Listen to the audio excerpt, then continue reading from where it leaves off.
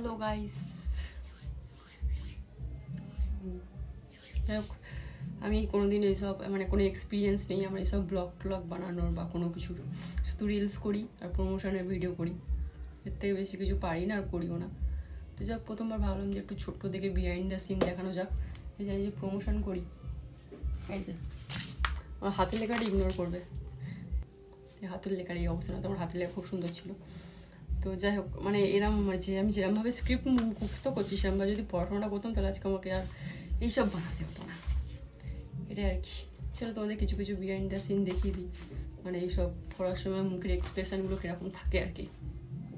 চলো ये गाइस मैं आपको बता T20 फन दे रहा है।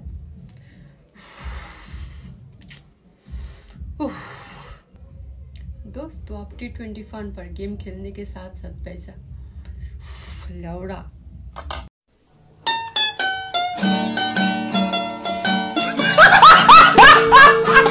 এই যে শেষ হলো জার্নি।